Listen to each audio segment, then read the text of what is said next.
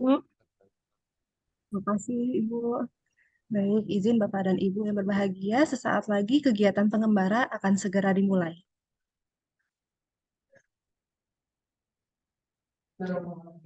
Yang terhormat Sekretaris Daerah Kabupaten Kota se-Jawa Barat atau yang mewakili, yang kami hormati, Kepala Badan Penelitian dan Pengembangan Daerah Provinsi Jawa Barat, Kepala Perangkat Daerah dan Biro di lingkungan Pemerintah Daerah Provinsi Jawa Barat atau yang mewakili, Kepala Balitbangda, Bapak Dalitbang, Bapeda Kabupaten Kota se-Jawa Barat atau yang mewakili, narasumber dan moderator, serta Bapak dan Ibu hadirin yang kami hormati.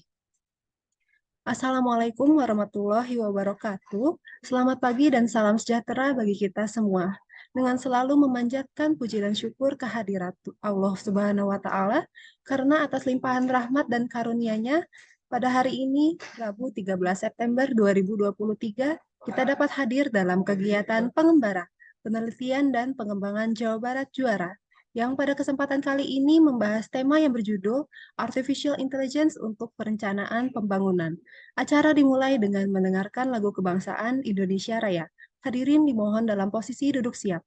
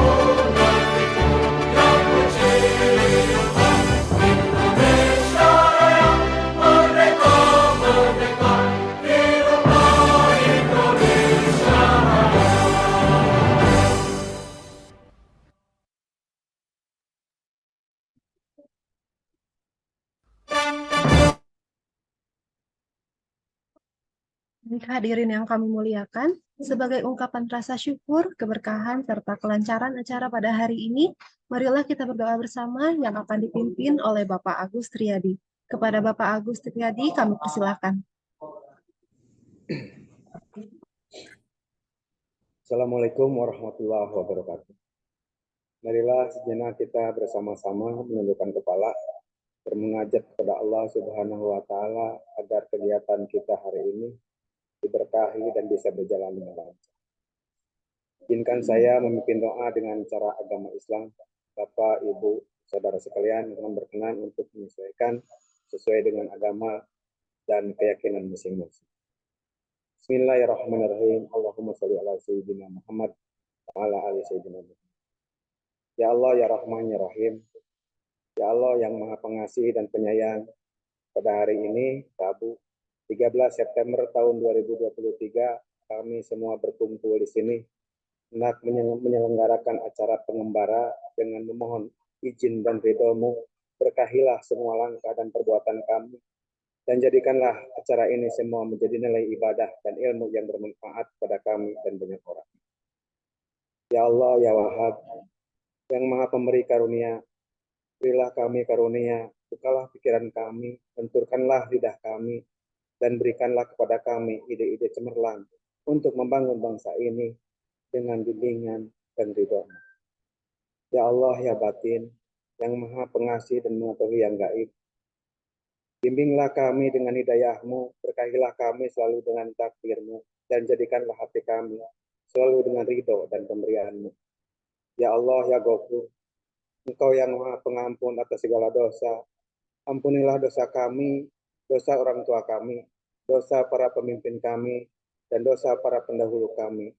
Tempatkanlah kami dan mereka semua ini dalam lindungan rahmat dan ampunan-Mu. Rabbi sahli sadri wa yassir li amri wahlul 'uqdatam min lisani yafqahu qawli. Ya Allah, lapangkanlah dadaku dan lancarkanlah lidahku, serta mudahkanlah urusanku.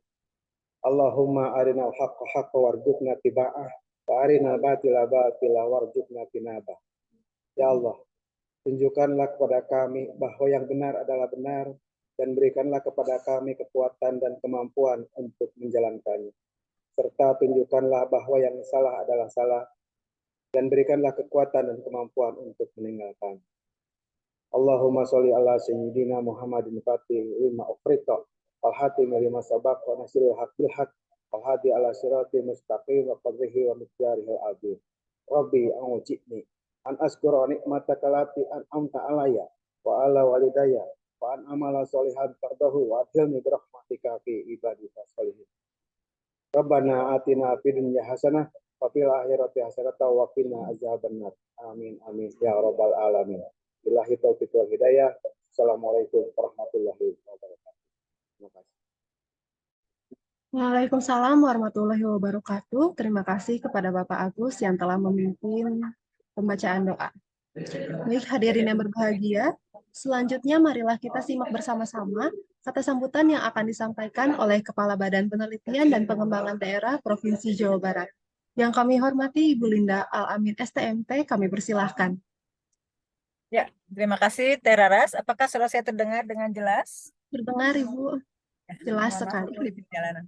Bismillahirrahmanirrahim. Assalamualaikum warahmatullahi wabarakatuh. Selamat pagi, salam sejahtera bagi kita semuanya. Pertama kita panjatkan puji syukur kehadiran Allah Subhanahu wa taala. Alhamdulillah pada pagi hari ini kita semua dapat bersama-sama hadir pada acara pengembara dengan tema Artificial Intelligence untuk Perencanaan Pembangunan.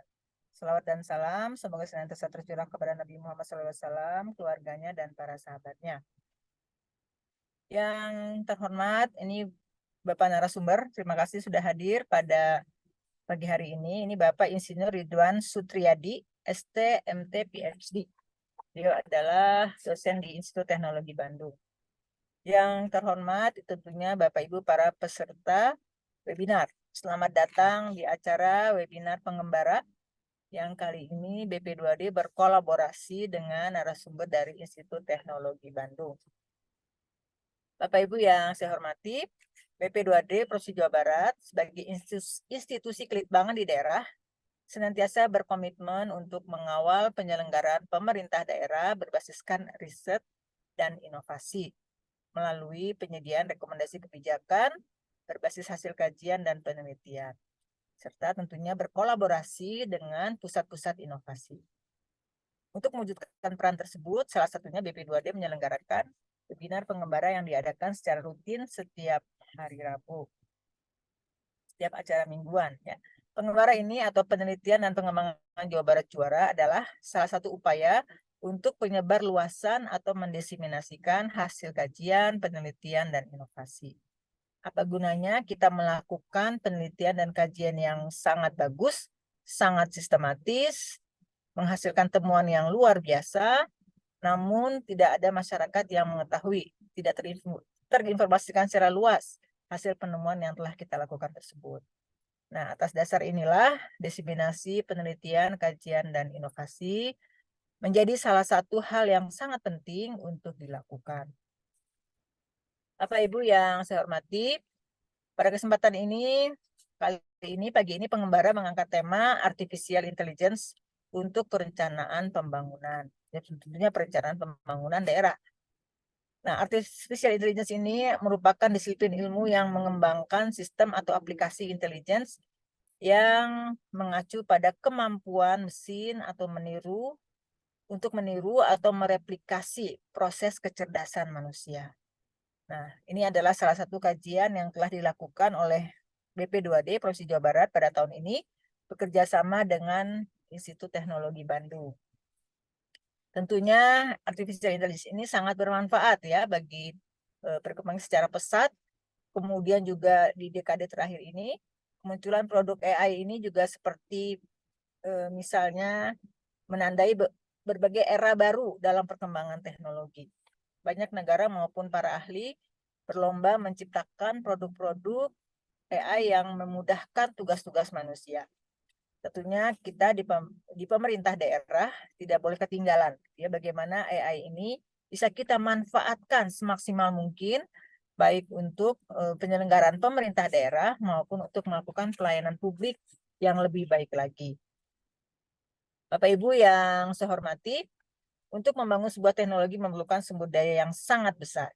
Namun perkembangan teknologi AI ini yang kian masif tentunya memaksa kita untuk mulai memikirkan ya, teknologi untuk mengelola pemerintah dan pelayanan publik, mengelola pemerintahan daerah dan juga untuk pelayanan publik agar kita tidak tertinggal ya atau tertelan oleh kemajuan zaman. Ya tentunya mudah-mudahan acara pengembara kita pagi ini yang akan mendiseminasikan bagaimana pemanfaatan artificial intelligence untuk perencanaan pembangunan daerah bisa bermanfaat bagi kita semua dan dapat tentunya kita tindak lanjuti bersama untuk betul-betul dapat meningkatkan kualitas penyelenggaraan pemerintahan daerah dan juga tadi pelayanan publik secara lebih baik lagi.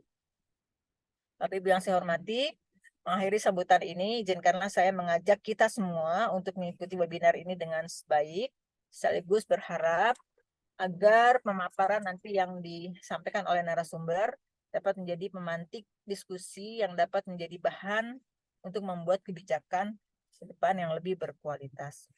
Demikian yang dapat saya sampaikan. Semoga kegiatan hari ini dapat berjalan lancar dan dapat mendapatkan keberkahan dari Allah Subhanahu wa taala. Wabillahi taufiq wal hidayah. Assalamualaikum warahmatullahi wabarakatuh. Waalaikumsalam warahmatullahi wabarakatuh. Terima kasih Ibu Linda Al-Amin STMT atas sambutan yang telah diberikan. Baik, hadirin yang berbahagia, sebelum melanjutkan kegiatan pengembara, kita akan melakukan sesi foto bersama untuk mengabadikan kegiatan pada hari ini.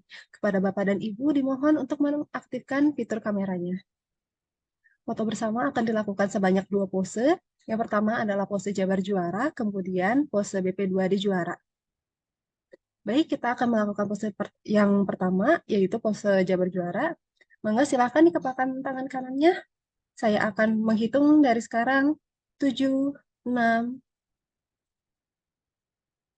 3, 2, 1. Selanjutnya pose BP2D Juara. Mangga silakan seperti ini tangannya. Saya akan mulai menghitung dari sekarang. 7, 6, 3, 2, 1. Baik, terima kasih Bapak dan Ibu sekalian. Baik, Bapak dan Ibu, selanjutnya kita akan memasuki paparan materi oleh narasumber dan dilanjutkan dengan sesi diskusi dan tanya jawab, yang pada kesempatan kali ini akan dipandu oleh Ibu Retno Mulyayani, SSTP MSI sebagai moderator. Sebelumnya, izinkan saya untuk membacakan CV singkat Ibu Retno terlebih dahulu.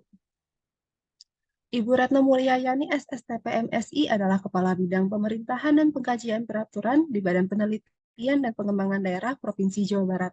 Beliau menyelesaikan pendidikan magister dengan jurusan Ilmu Kesejahteraan Sosial di Universitas Indonesia dan sebelumnya menyelesaikan pendidikan sarjana pada Sekolah Tinggi Pemerintahan Dalam Negeri.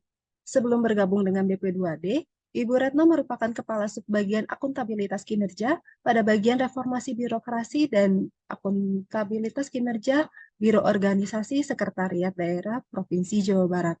Baik Ibu dan Bapak, demikian CV singkat moderator kita pada hari ini. Selanjutnya kegiatan akan dipandu oleh Ibu Retno. Kepada yang kami hormati Ibu Retno Mulyayani, SSTP MSI, kami persilahkan. Ya, siap. Hatur nuhun Teh Raras. Bismillahirrahmanirrahim. Assalamualaikum warahmatullahi wabarakatuh. Yang terhormat Ibu Kepala BP2D Provinsi Jawa Barat, yang saya hormati narasumber Pak Ridwan. Selamat pagi Pak. Dan yang saya hormati dan banggakan rekan-rekan peserta webinar pengembara sesi ke-24 ya, nggak kerasa udah ke-24 lagi nih. Bapak Ibu sekalian, mungkin izinkanlah saya memandu. Tadi saya sudah diperkenalkan, saya Retno. Izinkan saya memandu acara hari ini. Acara kurang lebih 2 jam ke depan kita akan berdiskusi, akan memperoleh pencerahan tentang artificial intelligence dan untuk dimanfaatkan dalam perencanaan pembangunan gitu Bapak Ibu. Mungkin setelah nanti pemaparan narasumber, untuk Bapak Ibu yang ingin menyampaikan pertanyaan bisa raise hand atau menuliskan ini pertanyaannya di kolom chat gitu Bapak Ibu. Baiklah Bapak Ibu, sebagaimana kita ketahui bersama dan kita rasakan bersama, saat ini kita memasuki era industri 4.0 ya, bukan akan, tapi kita sudah ada di dalamnya. Perkembangan teknologi sangat masif Bapak Ibu.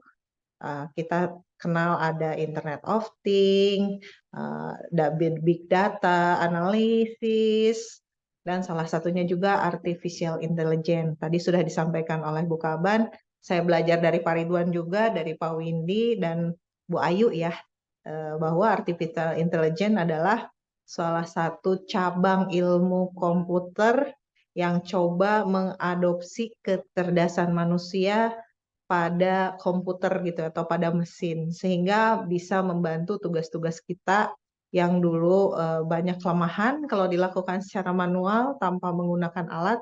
Dengan aplikasi ini kita bisa bekerja lebih efisien, lebih efektif. Dan perencanaan pembangunan sendiri Bapak Ibu kita alami bersama ya, tiap tahun khususnya di pemerintah daerah kita selalu bukan disibukkan ya, menghadapi event namanya perencanaan. Dan perencanaan ini menurut saya sangat amat strategis karena di dalamnya adalah untuk menentukan pilihan-pilihan yang terbaik, yang tepat dengan alokasi sumber daya yang ada untuk dapat menyelesaikan permasalahan tadi ya, untuk meningkatkan kesejahteraan masyarakat dengan menyelesaikan permasalahan ataupun dengan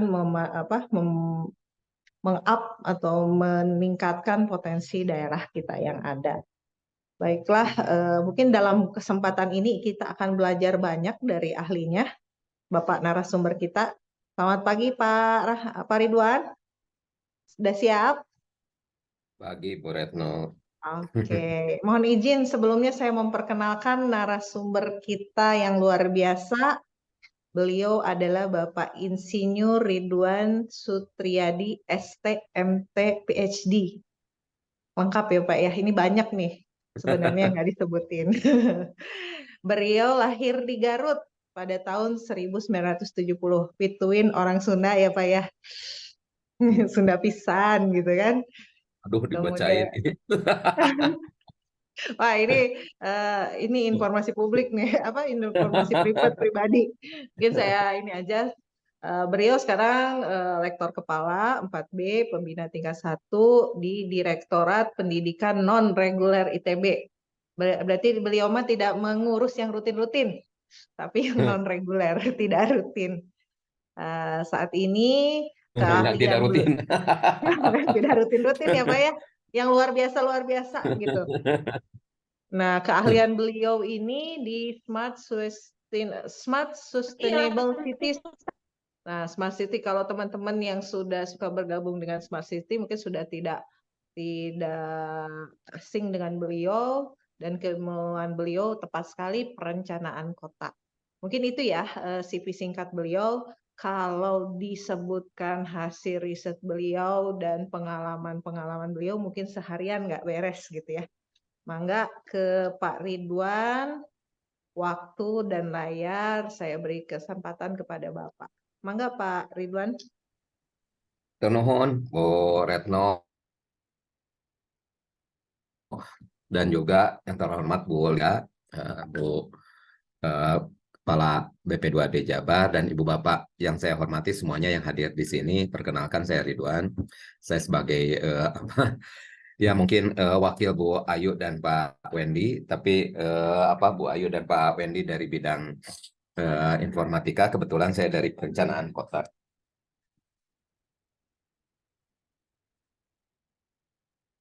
Eh, ini bahan yang akan saya sampaikan, mohon maaf, tadi sudah saya share ke panitia. Bahannya banyak, jadi mungkin saya akan skip saja karena apa ingin dalam waktu yang terbatas ini menyampaikan banyak begitu ya.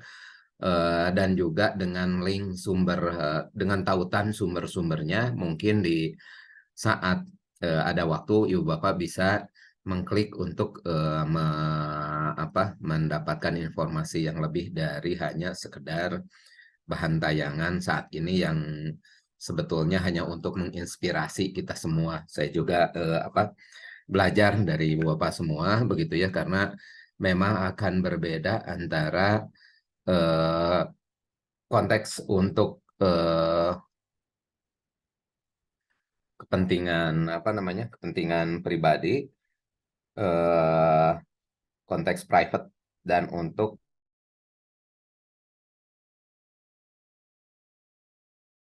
kepentingan publik begitu. Ini saya share saja bahannya. Terima kasih Bu Bapak sudah hadir di sini. Tadi ada yang dari Cimahi, ada yang dari Tasik. Alhamdulillah, mohon maaf bila saya responnya telat karena memang dari kemarin itu melakukan hal yang sama begini, podcast di ITB Cirebon begitu ya. Dan juga tadi pagi ada acara Teknopolis untuk Jabatan Fungsional Perencana. Mungkin karena kosong jadwalnya pada jam 9, saya mengharapkan para peserta Jabatan Fungsional Perencana untuk gabung di sini juga, Bu Retno tadi. Itu se-Indonesia, ada dari Jabar juga begitu ya.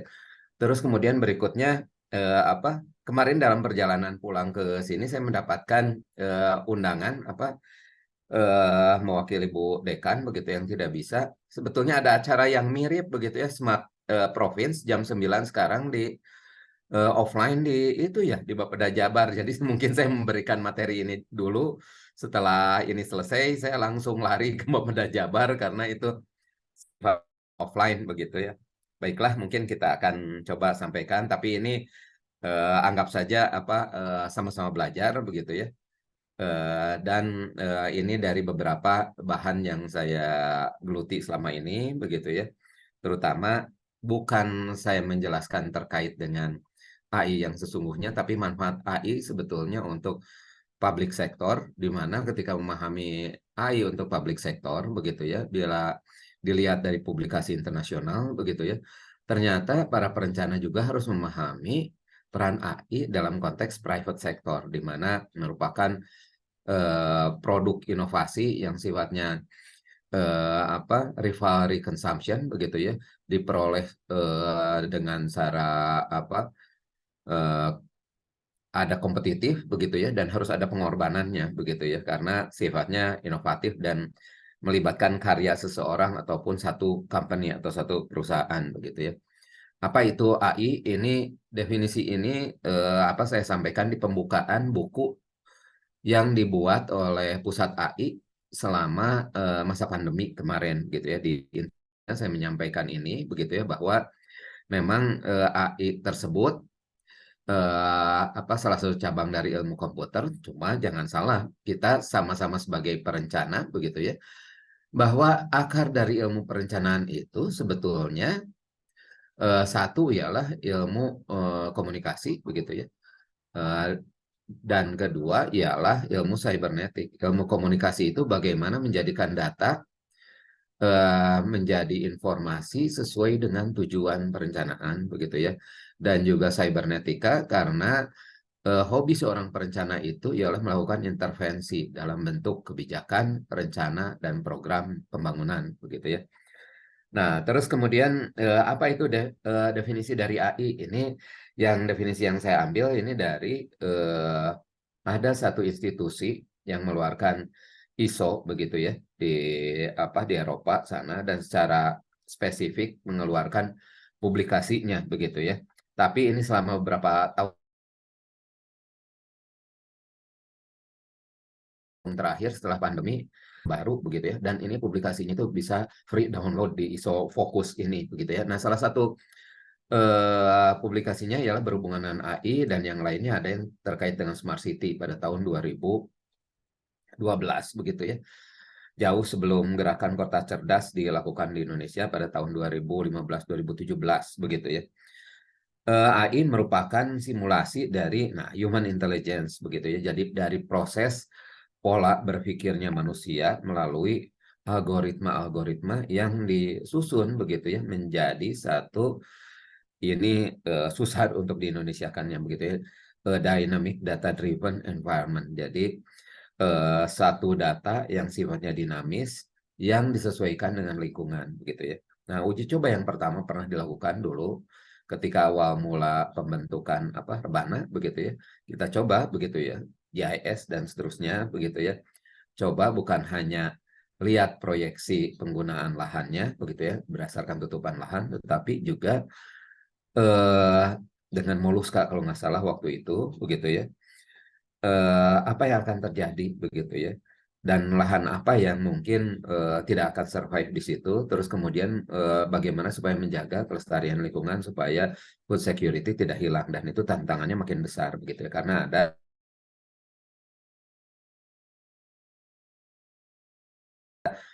requirement perlu gitu ya. Uji coba yang lain yang ini mah yang ringan dan yang lucu saja begitu ya karena pernah nyoba begitu ya karena ada background riset karena sekarang lagi rame untuk menyusun rencana pembangunan jangka panjang dan jangka menengah. Tahun kemarin kita coba begitu ya dalam waktu yang singkat begitu ya salah satu kota di Jawa Barat begitu ya. Data iya tuh ayah, data itu tuh ayah begitu kita coba aja pakai sentimen analisis sebetulnya begitu ya. Dan tertunjukkan bahwa misalnya begitu ya eh concernnya itu dari masyarakat itu bukan ke produk rencana tapi ke informasi kekinian terkait dengan UMR begitu ya, terkait dengan pertandingan sepak bola begitu ya. Kalau cerita-cerita karena saya dari perencanaan kota, peraturan zonasi sepertinya paling tidak populer begitu ya. Cerita RDTR apalagi teu aya begitu ya. Karena memang itulah yang ini oleh masyarakat. Tapi ketika terjadi Persib kalah misalnya begitu ya, oh itu jadi viral dan saya juga dari kantor tidak bisa pulang gitu ya karena di depan pintu gerbang itu markasnya Persib gitu ya. Itu gerbang kantor di Taman Sari itu markasnya Persib. Terus kemudian manfaatnya apa? Nah, mungkin kalau cerita manfaat ini di bahan tayangan ini ada manfaat untuk private sector dan ada untuk manfaat untuk public sector. Tapi pada akhirnya akan dihadapkan kepada suatu etika begitu ya dalam memanfaatkan IT ini begitu ya. Salah manfaatnya ialah bisa mengidentifikasi dan menganalisis data yang jumlahnya sangat besar begitu ya. Nah, saya jadi teringat ketika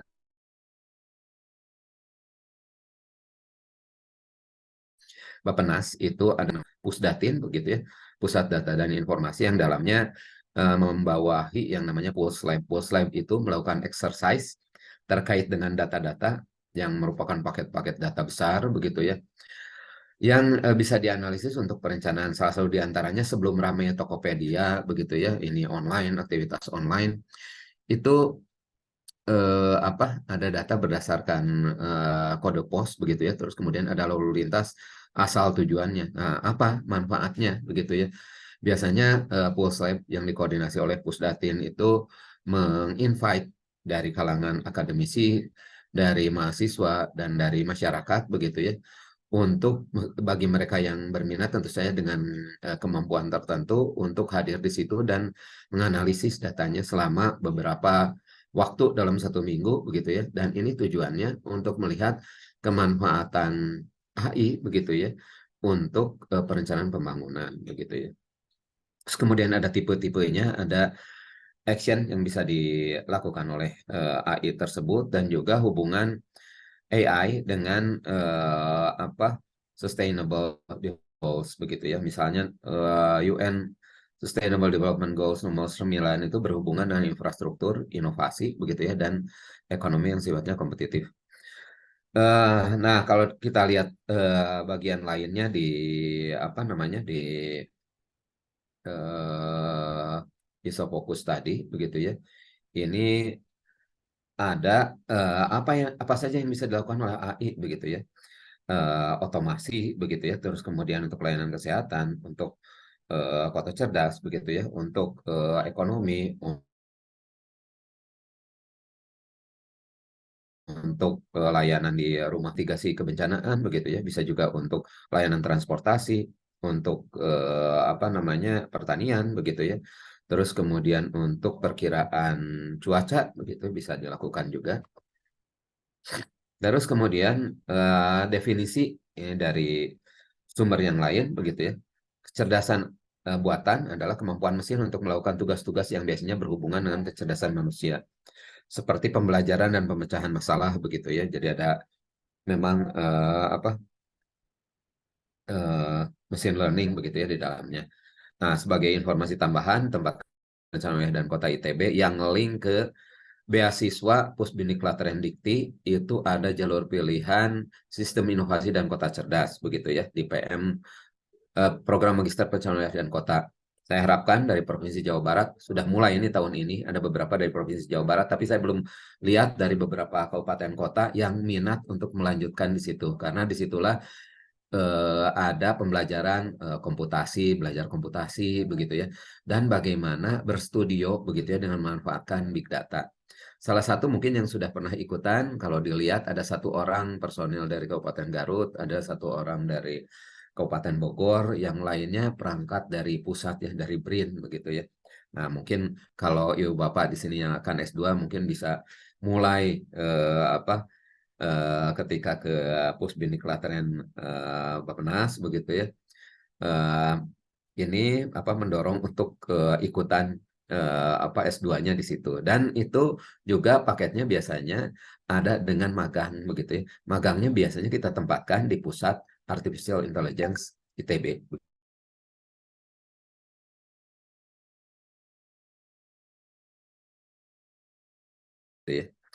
AI mencakup kemampuan untuk belajar dan nalar begitu ya, menggeneralisasi dan menyimpulkan makna. Tetapi dalam hal ini tetap peran manusia dibutuhkan, terutama untuk konteks public sector tentu saja begitu ya. Terus kemudian AI berkaitan dengan pembuatan mesin-mesin yang sifatnya cerdas yang mampu melakukan tugas-tugas yang biasanya membutuhkan kecerdasan manusia.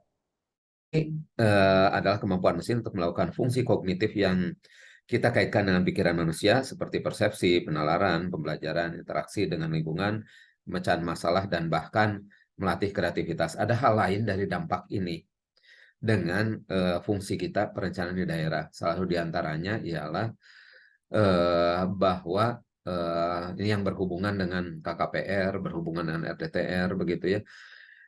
Aktivitas yang sifatnya penanaman modal, terutama yang sifatnya asing, begitu ya, bisa akan sangat dinamis, begitu ya, sangat dinamis dan akan bisa datang dan pergi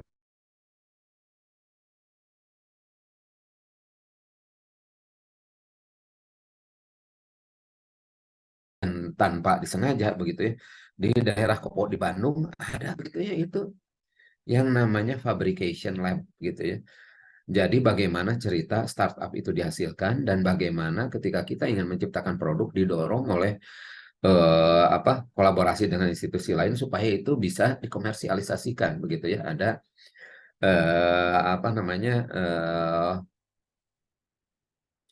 teknologi readiness levelnya begitu ya. Nah, ini sumber-sumbernya bentuk AI contoh populer ini mungkin yang bisa menjadi bahan pemikiran, ada chatbot begitu ya, yang bisa digunakan oleh perusahaan-perusahaan atau untuk customer service begitu ya, untuk memberikan informasi secara lebih cepat dan informatif begitu ya. Yang kedua, speech recognition begitu ya. Tidak sengaja, nah kita di rumah jangan sembarang begitu ya, yang punya TV Android atau TV Google begitu ya, karena mungkin tolong di set itu lagi karena mereka bisa merekam berfungsi meskipun di situ tidak ada kameranya, bisa merekam gambar dan suara kita gitu ya. Kita lagi ngobrol yang rahasia misalnya, oh ini sekian persen jadi terekam oleh si ini begitu ya. Nah, ini hati-hati dengan speech recognition begitu ya. Karena Google sudah mampu melakukannya, di HP juga demikian. tolong di disactivate dulu begitu ya.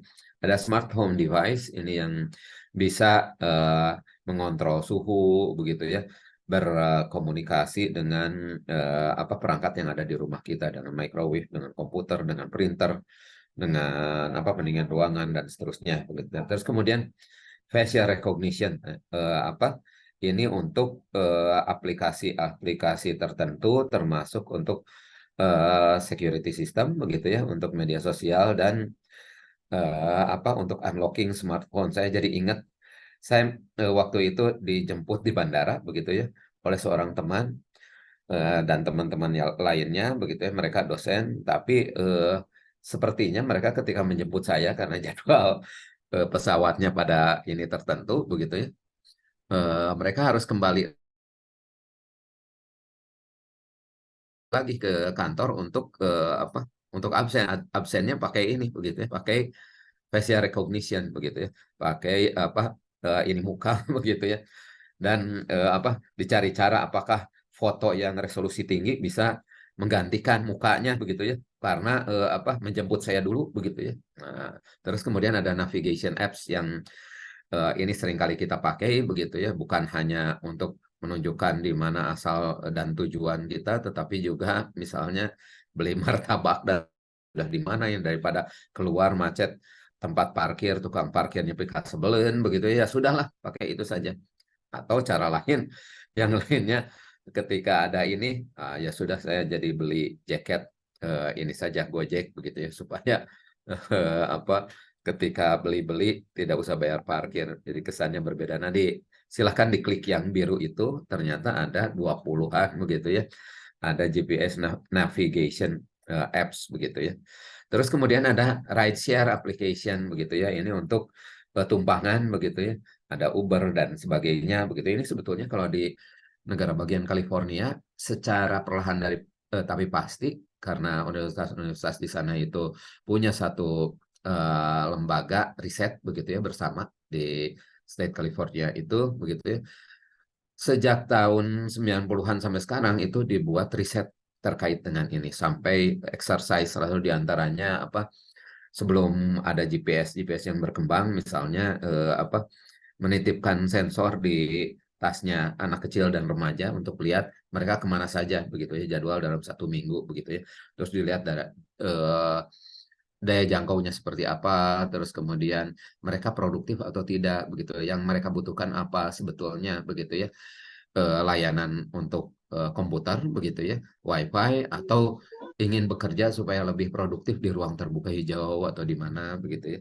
Nah, ini terus kemudian short videos and video summaries ini juga sudah mulai di ini secara tidak sengaja ketika kita membuka media sosial begitu, malah jadi asik nonton shorts begitu ya, yang nggak tahu itu benar atau salah begitu ya, ataupun apa memberikan pengayaan enrichment bagi ini pengetahuan kita, atau kita semata apa wasting the time begitu ya,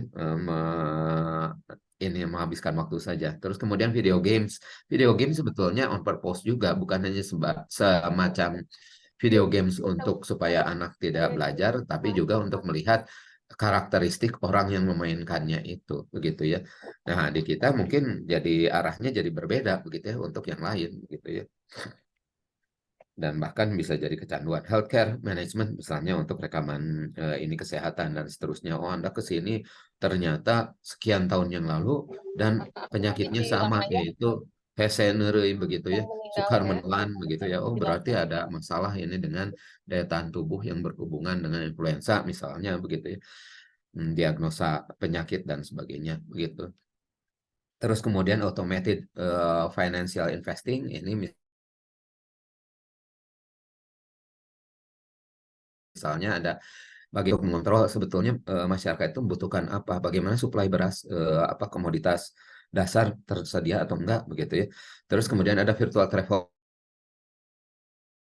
booking agent, bagaimana untuk booking tiket begitu ya, mana yang paling murah begitu ya, dan terus juga apa bagaimana akomodasi di tempat tujuan begitu ya bisa menjadi paket yang diberikan oleh ini begitu ya, oleh aplikasi ini. Terus kemudian sosial media monitoring ini juga bisa untuk kita apa menunjukkan aktivitas kita atau bisa untuk kepentingan pribadi yang bisa meningkatkan apa namanya pendapatan dari sudut pandang ekonomi begitu ya, atau untuk kepentingan yang lainnya. Nah, kita suka yang dijadikan sebagai branding saja begitu ya, bukan hanya untuk kepentingan apa ekonomi yang sesungguhnya begitu ya.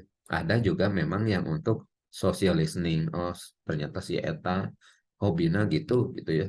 Yang lain seperti apa? Wah, kita harus mulai misalnya lebih aktif lagi bekerja begitu. Kalau tidak, kita akan seperti tadi kata Bu Retno tersingkirkan gitu ya.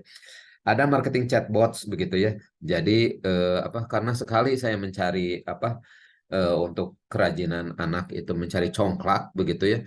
Jadi muncul nanti ketika search itu yang berhubungan dengan congklak saja begitu ya. Ada bola, ada kewuk dan sebagainya begitu ya.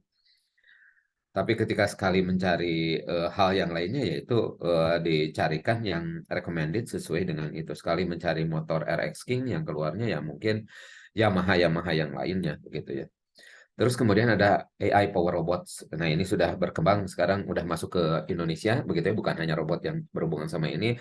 Yang sedang ramai sejak sebelum pandemi di Jepang itu robot pembersih ini ya lantai begitu ya. Sekarang sudah lebih berkembang lagi, udah masuk ke kita begitu ya. Terus jadi ada dampaknya gimana kalau robot itu apa membaui apa ada kucing, ada hewan peliharaan di rumah begitu, akan kegiles nggak begitu? Kalau ada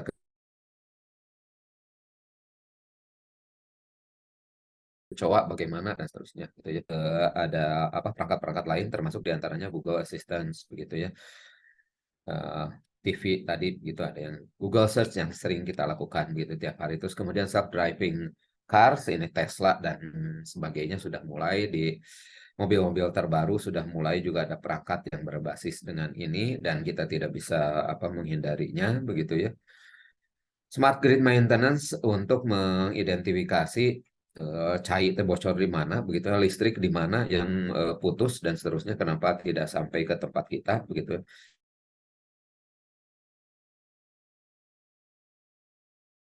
Kenapa di rumah apa putus melulu, listrik tidak berjalan sebagaimana mestinya, begitu. Jaraknya bagaimana si AI ini, gitu ya. Mungkin ini saya secara cepat saja, Ibu Bapak.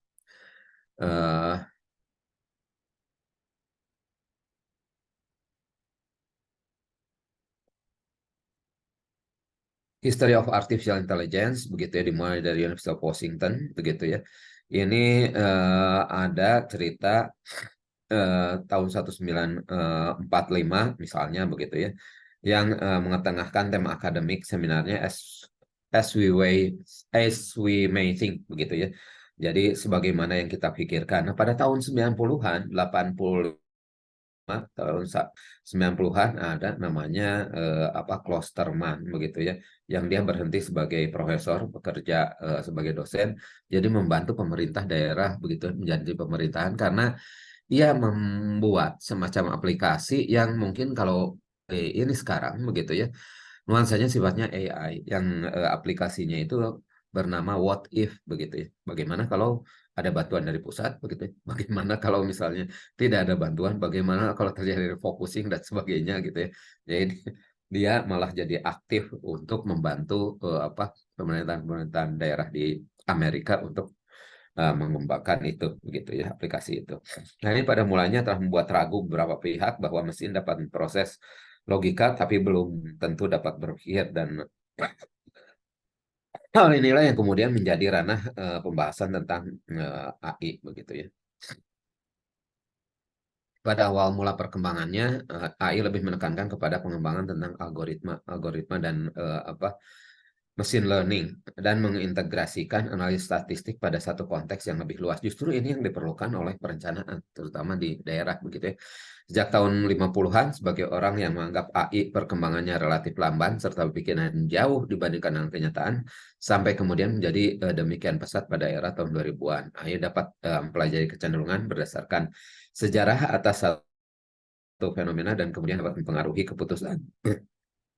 Dengan demikian, AI pun dapat digunakan untuk menganalisis tentang pandemi COVID, begitu ya. Untuk memahami secara sederhana tentang kemunculan ini ada lini masa yang tadi sudah disampaikan di depan, begitu ya. Ini kutip dari situsnya ini Paul Marsden begitu ya. Nah, ini lini masanya dan sebagian sudah ada yang di depannya tadi begitu ya.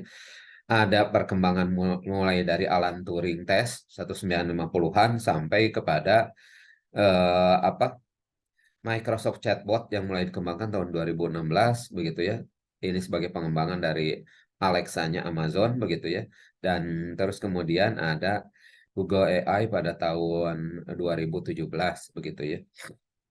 Ini kalau dirinci ada ini terus kemudian ada juga ini yang AI sebagai tonggak baru pengembangan kawasan. Dari sudut pandang pengembangan kawasan, khususnya pasca Perang Dunia Kedua, kemunculan AI dapat dikaitkan dengan tonggak baru pengembangan kawasan. Kondisi untuk Indonesia sekarang ini yang mengalami penurunan pertumbuhan karena COVID, begitu, sebagaimana dijelaskan oleh ini Scott Campbell, seorang profesor yang mengajar di ini, begitu ya. Nuansa perkembangan kota diwarnai dengan tonggak baru yang disebut dengan post-war consumer society. Jadi pada tahun 60-an ada buku yang lain, bukan ditulis oleh ini, Marshall McLuhan, bukunya itu Understanding Media. Understanding Media mungkin bagi yang produk pada tahun 70 80-an kita rasakan begitu ya. Bagaimana peran radio begitu ya bisa menjadi bukan hanya hiburan tapi yang menghubungkan antar kelompok masyarakat, mengirim lagu begitu ya, mendengarkan dongeng Sunda setiap hari begitu ya, sampai menginformasikan apa yang terjadi terkini gitu ya. Nah, ini juga sebetulnya sebelumnya didorong juga oleh kondisi di Amerika pasca Perang Dunia Kedua gitu ya, setelah Great Depression itu begitu ya, yang mempromosikan pekerjaan yang lebih maksimum dari sudut pandang produksi berikut peningkatan daya beli masyarakat. Jadi lebih kepada eh, apa eh, dari post-war consumer society begitu ya. Mulai ditemukannya radio, televisi begitu dan alat termasuk diantaranya telepon begitu ya. Menjelang dikeluarkannya kebijakan tentang perumahan pada tahun 1949 begitu ya. Sementara di kita tahun 51 52 begitu ya, dan terus kemudian dilanjutkan tahun 60 dengan Undang-Undang Pokok Agraria begitu ya. Menaruh perhatian kepada penyediaan perumahan bagi masyarakat, pembangunan perumahannya itu sendiri guna menyelesaikan persoalan kumuh perkotaan ini. Mungkin sejarahnya tidak akan saya bacakan terlalu lama. Sampai kepada masa pandemi itu ada pendekatan ekonomi, low touch ekonomi, bagaimana supaya ekonomi tetap tumbuh tetapi kesehatan juga tetap terjaga begitu ya. Nah, ini mungkin bisa dilihat di low touch economy report, ada ininya, ada linknya. Terus kemudian bagaimana peran AI untuk private sector ini? Bisa untuk automating repetitive task, ini sama juga dengan untuk konteks publik begitu ya, mengotomatiskan tugas yang berulang. AI dapat membantu mengotomatiskan tugas yang berulang sehingga dapat menghemat waktu dan mengurangi kesalahan. Misalnya penulisan alamat begitu ya. Sekali ditulis bahwa alamatnya Jalan Taman Sari nomor 64, namanya si Anu. Jadi ketika kita akan melakukan layanan lagi, Pak, punten dijemput taksi Jalan Taman Sari nomor 64. Oh, namanya apa? Iya nya. Udah langsung tahu gitu ya. Akhirnya khususnya berguna dalam industri seperti manufaktur, di mana terdapat banyak tugas yang berulang yang perlu dilakukan. Misalnya pengemasan barang juga bisa dilakukan dengan itu, gitu ya, pemberian nama, alamat, begitu ya, segel di kemasan, begitu ya, terus kemudian making better decision, membuat keputusan yang lebih baik. AI dapat membantu organisasi membuat keputusan yang lebih baik dengan menganalisis data dan dalam jumlah besar. AI dapat berguna dalam industri seperti keuangan, di mana terdapat banyak data yang perlu dianalisis untuk membuat keputusan yang tepat. Misalnya ini sistem insentif dan disinsentif yang sudah diterapkan nempel kepada masing-masing orang, misalnya di Amerika begitu ya. Jadi kalau di sana begitu ya, harga mobil tidak akan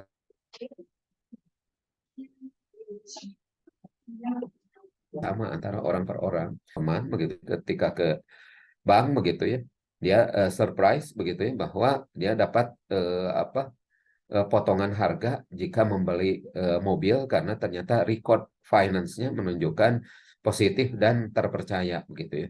Nah, ternyata dia tidak hanya beli mobil satu, sekaligus beli mobil dua, begitu. Dan ini pun kejadian dengan orang, dengan dosen saya, begitu ya.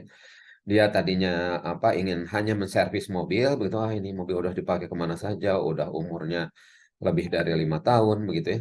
Tapi ketika di servis datang ke apa? Ini mungkin tidak pernah kejadian di kita ya, ke authorized dealer, begitu ya. Ini Pak habisnya sekian-sekian, ganti ban, servis AC, setting ulang remap ECU-nya, begitu ya. Sekian harganya. Tetapi jika Bapak membeli mobil baru, ini Anda mendapatkan potongan sekian yang ternyata lebih efisien daripada memperbaiki itu. Nah, pada kesempatan itu dia langsung nelpon istrinya, gimana ini tiba-tiba kita ganti mobil? Ya udah ganti mobil saja, dan bayangkan pada hari yang sama mobilnya sudah bisa pulang dan sudah bisa dipakai. Nah, itu mungkin yang kita belum bisa ya di sini, begitu ya. Sistem yang seperti demikian, begitu ya.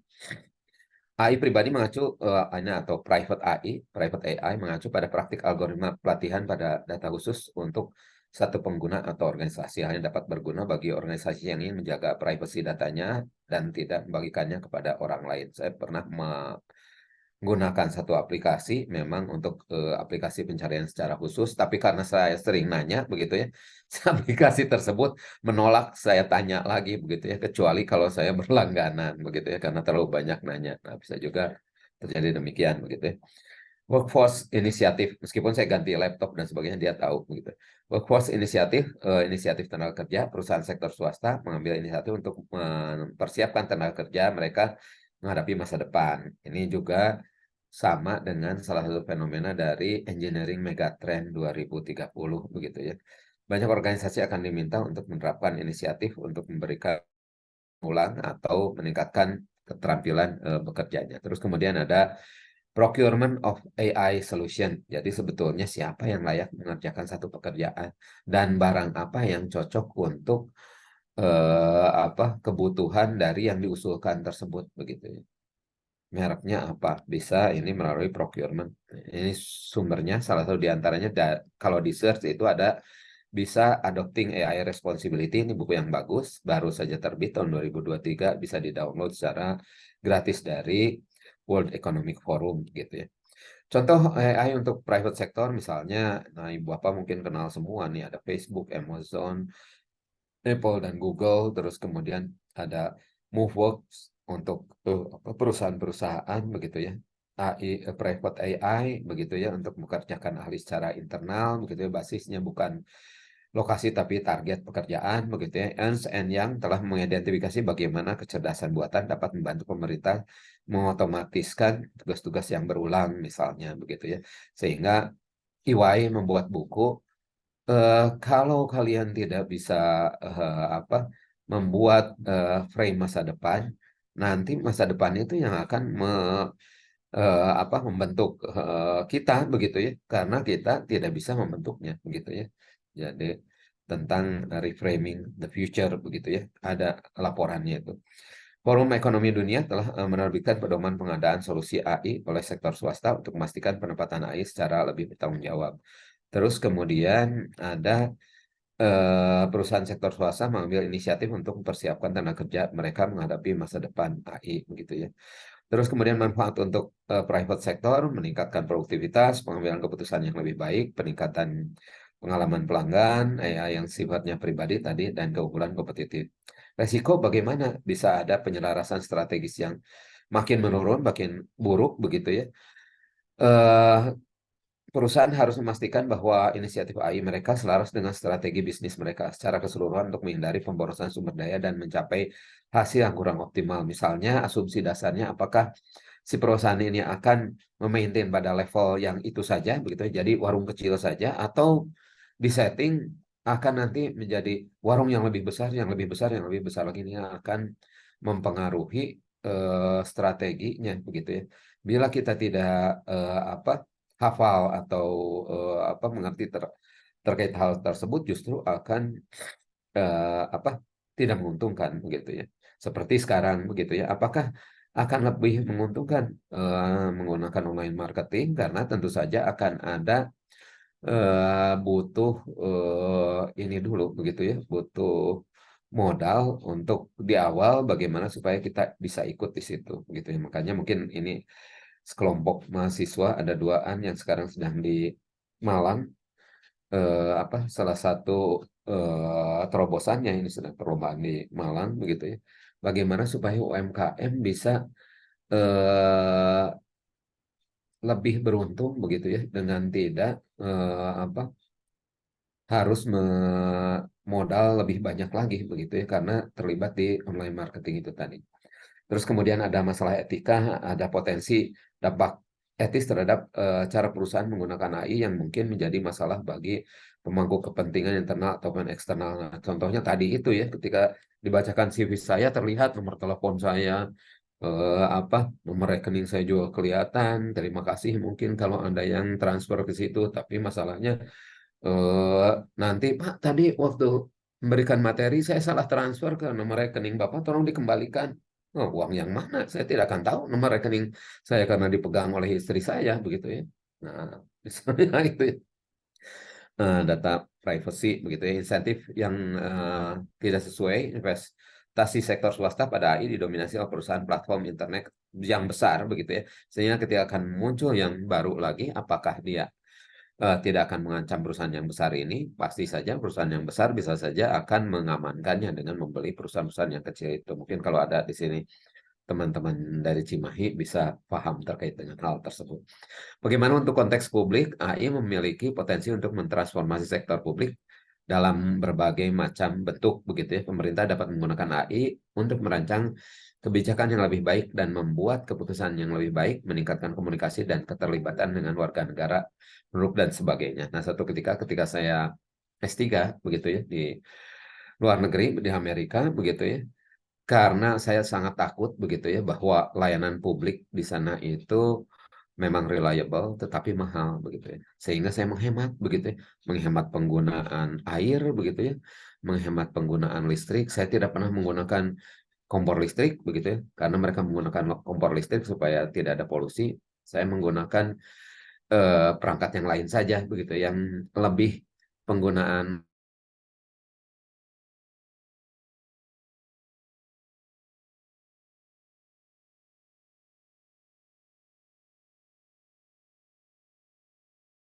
outnya begitu ya. Selamat Anda jadi pengguna layanan listrik dan air terhemat di lingkungan ini. Wah, itu. Nah, di kita mungkin belum ke situ begitu ya. Belum ke arah situ, malah ke arah yang sebaliknya begitu ya, dengan ancaman Anda sudah tidak membayar dalam sekian ini, Anda harus membayar denda sekian dan seterusnya begitu ya. Tapi yang tadi begitu ya, merasa sangat dihargai ketika ternyata kita masuk ke mereka yang menghemat pemanfaatan layanan rumah tangga begitu ya. Ini sumber-sumber bacaannya. Kemudian manfaat AI untuk publik sektor meningkatkan kemampuan pengambilan keputusan dan pemecahan masalah begitu ya. Ini kalau Ibu Bapak ada yang pernah ikutan pelatihan dari Bappenas, dari Puspindi Klaten Bappenas yang kemudian terpilih dibawa ke Jepang, pasti akan dibawa ke semacam kantor PDAM-nya. Dan pada kesempatan tersebut akan didemokan bagaimana itu sistem dilancarkan ataupun diberikan suplai lebih ataupun dihentikan pada satu kawasan begitu ya. Nyata begitu ya. AI dapat membantu lembaga pemerintah meningkatkan kemampuan pengambilan keputusan dan pemecahan masalah dengan menganalisis data dan memberikan wawasan pada masyarakat. Analisa arus lalu lintas. Nah, ini ya, analis layanan kesehatan, pemantauan infrastruktur berskala besar, lalu lintas misalnya mencari juga nomor polisi sekian begitu ya, karena ditengarai mengutil di di salah satu grocery store misalnya gitu ya. Memerangi pengenderaan pajak dan perubahan properti yang melanggar hukum. Nah, ini yang kemarin ya, ada yang mengakali ojek online atau apa tuh, Grab atau apa begitu ya. AI dapat mengidentifikasi itu. Contoh AI untuk publik sektor begitu ya, sektor publik, kota cerdas di mana AI digunakan untuk ciptakan kota cerdas yang lebih efisien dan berkelanjutan, begitu ya. Pelayanan sosial ayo digunakan untuk meningkatkan layanan pelayanan sosial dengan menganalisis data pasien dan menyediakan rencana perawatan yang dipersonalisasi sampai kepada, nah kita kan seringkali ini, begitu ya. Oh ini influenza terus, obatnya ini ada obat lain yang fungsinya sama tapi lebih murah. Ini kalau membutuhkan tindakan biayanya sekitar sekian begitu. Nah, ini juga bisa memberikan kita lebih ini juga ya, lebih antisipatif. Oh, ternyata kalau sakit ini kita harus menyediakan uang berapa gitu ya. Dan itu kita harus merencanakan dengan kalau ada asuransi yang mungkin dengan asuransi deteksi apa penipuan. Ini mungkin beberapa HP kita sudah ada atau yang menggunakan apa cara lain bisa lolos juga seperti yang barusan ada yang menghubungi saya begitu ya, dari suaranya juga sudah kelihatan begitu bahwa itu apa untuk tujuan yang ketiga ini begitu ya. Yang keempat, perencanaan infrastruktur ini digunakan untuk merencanakan proyek infrastruktur baru dengan menganalisis data dan memberikan wawasan kepada pengambil keputusan. Layanan kesehatan dan penghindaran pajak yang perubahan properti yang melanggar. Eh, ini mirip etikanya seperti bagaimana ada bias dan diskriminasi. Sistem AI dapat melanggengkan dan memperkuat bias dan diskriminasi yang ada di masyarakat jika tidak dirancang dan dilatih dengan baik. Misalnya tadi itu, apakah kota itu akan direncanakan sebesar itu atau akan terus tumbuh dan berkembang begitu ya. Kalau tumbuh dan berkembang, hati-hati dengan biasnya ini begitu ya. Karena hasilnya mungkin tidak akan tepat begitu atau tidak akan cocok. Bagaimana misalnya Kota Banjar ataupun Kota Cimahi begitu yang hanya terdiri dari kecamatan misalnya, kok menggunakan teknologi ini harus berkesan demikian begitu ya. Padahal apa tidak akan bisa untuk apa untuk terus menerus apa perluasan ruang begitu ya. Kurangnya kepercayaan penggunaan AI dalam layanan publik dapat mengikis kepercayaan publik jika masyarakat merasa bahwa sistem AI mengambil keputusan tanpa pengawasan manusia atau data pribadi mereka disalahgunakan. Nah, ini mungkin ada di itu yang kemarin saya cerita ke mahasiswa ya, film terbarunya Will Smith tahun 2023. Ternyata penjahatnya itu si mainframe-nya ya, super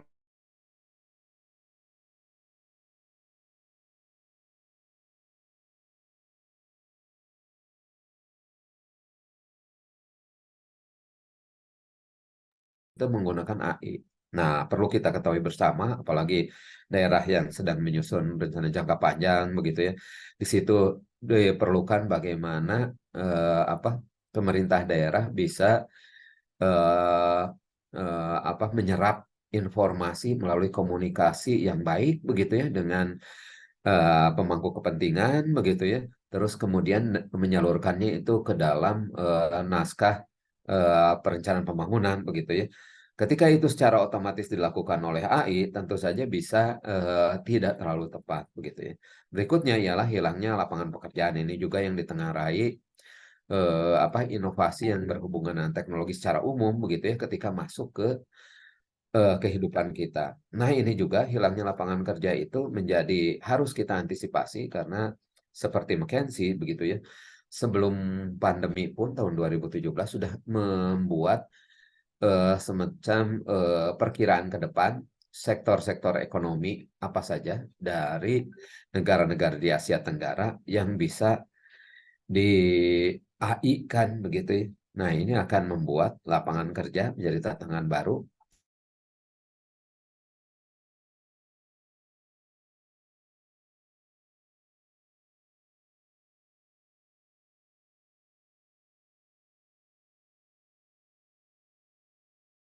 Keinginannya begitu ya. Nah, ini yang berhubungan dengan etika gitu ya. Nah, ini persyaratan silahkan mungkin nanti diklik 7 ways AI could restore trust in public services karena pada level yang lain di negara yang maju begitu ya bisa saja dengan memanfaatkan AI itu orang jadi tidak percaya begitu ya kepada layanan pemerintah begitu. Nah, ini bisa dijadikan cermin oleh kita, jangan sembarang mengembangkan AI begitu ya. Terus kemudian apa requirement atau persyaratan sebelum kita memanfaatkan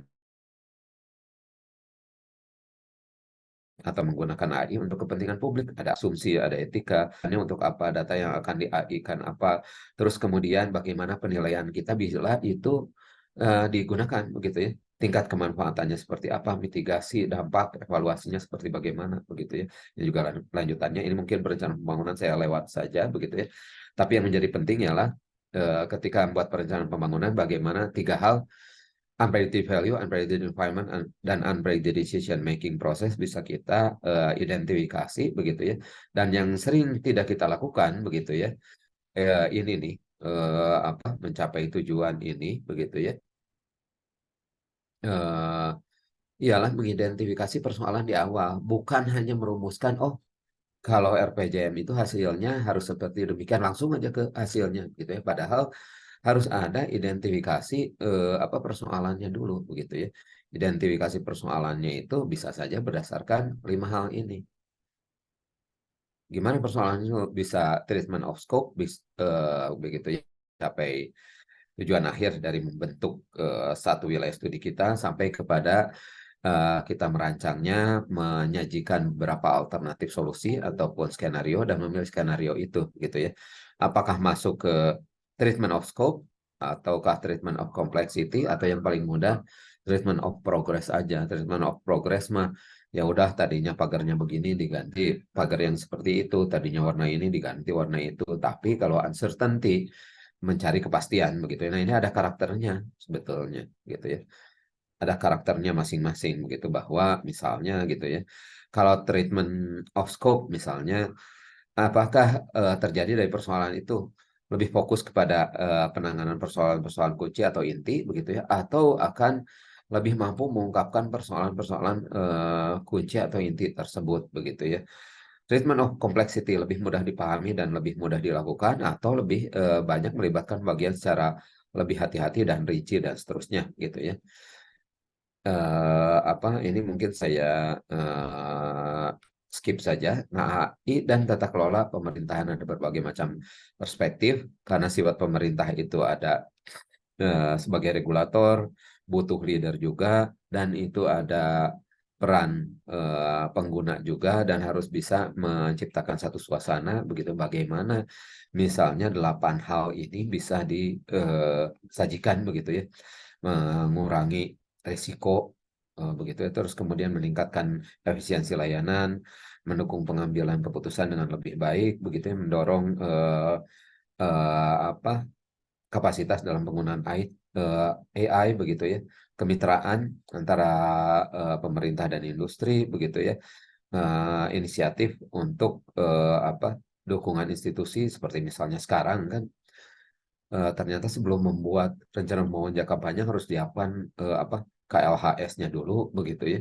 terus kemudian menginvestasikan teknologi, begitu, infrastruktur dan training, karena pada dasarnya kan apa perencanaan yang kita susun itu begitu ya, ada yang nuansanya lebih kepada teknologi, ada yang nuansanya lebih kepada oh ini dilaksanakan oleh SKPDA, OPDB dan seterusnya, lebih kepada organisasi, atau lebih kepada prosesnya. Oh yang ini apa OPD yang ini dulu, terus masuk ke ini, terus masuk ke sana. Jadi teknologi, organisasi, proses, dan berikutnya bentuk layanan atau produknya seperti bagaimana begitu ya. Nah, ini ada contoh juga, silakan diklik nanti buku aslinya atau jurnal aslinya atau website aslinya, bagaimana bila artificial intelligence ini bila bisa dimanfaatkan untuk konteks pemerintahan gitu ya, untuk berhubungan dengan apa sumber daya organisasi, juga kesiapan infrastruktur digital begitu ya.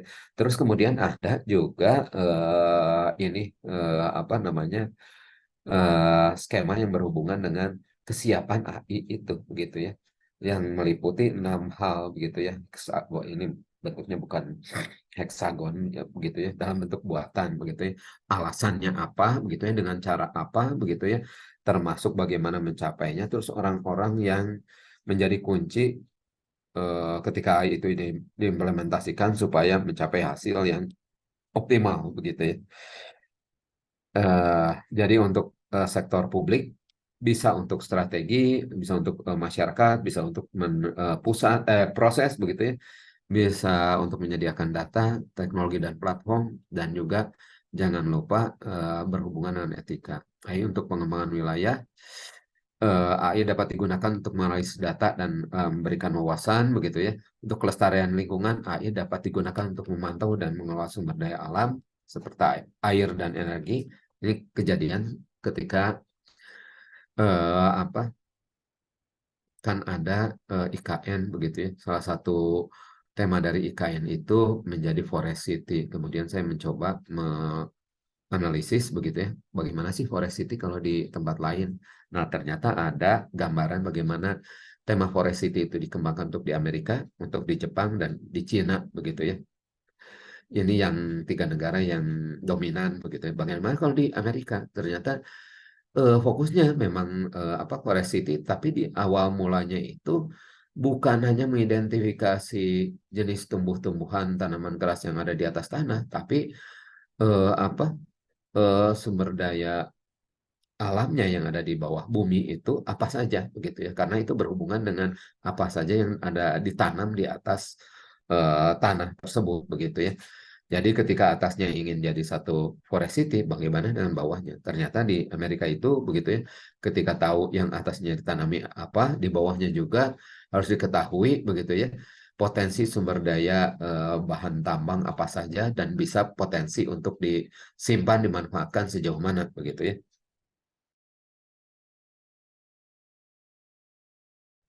Terus kemudian begitu ya, berbeda ketika cerita Forest City itu lebih digunakan sebagai upaya antisipatif. Oh, jadi tiap orang itu harus secure, harus aman. Jadi tiap-tiap orang itu harus resilient, harus tangguh untuk masa depannya bagaimana apa makanannya terpenuhi, bagaimana kalau terjadi bencana harus aman begitu. Nah, kalau berikutnya di negara Cina misalnya begitu ya. Karena mereka ada kasus misalnya sekarang di apa Jakarta tuh apa polusi udara dan sebagainya. Ternyata di apa kota-kota di Cina pun terjadi demikian. Tetapi dengan bantuan alat analisis ini bisa dibutuhkan. Memang Cina itu berapa kotanya apa terpolusi karena kegiatan industri, tapi mereka juga aktif untuk merestorasi lingkungannya dan mereka aktif juga ketika melakukan restorasi itu menghitung begitu ya bagaimana supaya apa kembali sustain begitu ya nilai ekonominya seperti bagaimana begitu ya. Dan terus kemudian ada yang dihubungkan juga dengan apa peran engineering apa keinsinyuran rekayasa dalam mendorong apa namanya sustainability itu tadi. Misalnya itu ya, pelestarian lingkungan ini jadi kejawab semua ya, layanan kesehatan, pengambilan keputusan. Biasanya dalam AI itu meliputi apa kerangka pikir, ada algoritma begitu ya. Nah, ini salah satu contohnya bagaimana kalau algoritmanya ini untuk konteks public sector dalam hal pengembangan wilayah karena yang diselenggarakan oleh BP2D begitu ya. Ada bisa untuk pendekatan pohon keputusan.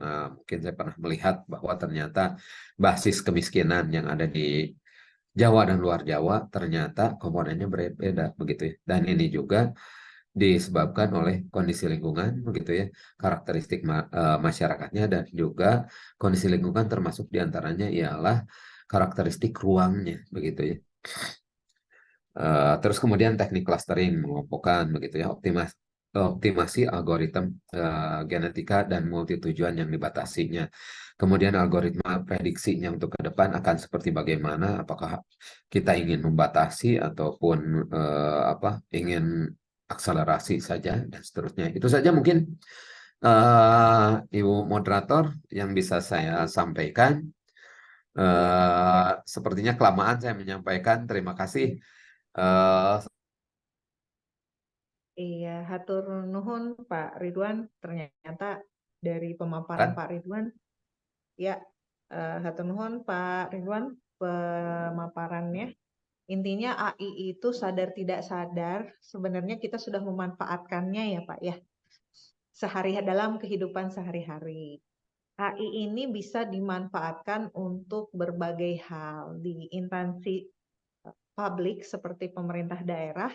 Tadi bisa dipakai untuk tadi menganalisis data, memberikan wawasan dan mendukung dalam mengambil keputusan yang lebih tepat gitu ya. Khususnya mungkin untuk teman-teman di perencanaan dengan memanfaatkan AI ini kita analisis datanya lebih komprehensif gitu ya. Dan kita punya wawasan yang clear gitu, kondisi existing itu sebenarnya apa, sehingga pilihan keputusan dalam perencanaan pembangunan, karena kan perencanaan pembangunan itu upami telepat apa ya, memilih berbagai alternatif pilihan yang terbaik gitu ya, sebagai solusi terbaik gitu untuk menyelesaikan masalah. Mungkin itu Bapak Ibu yang dapat saya simpulkan. Jadi AI mah bisa banget kita manfaatkan tadi agar kita dapat mengambil keputusan yang lebih baik. Nah, ini sudah ada yang raise hand, Pak. Mohon izin dari Pak Ramon Kaban dari BP2D.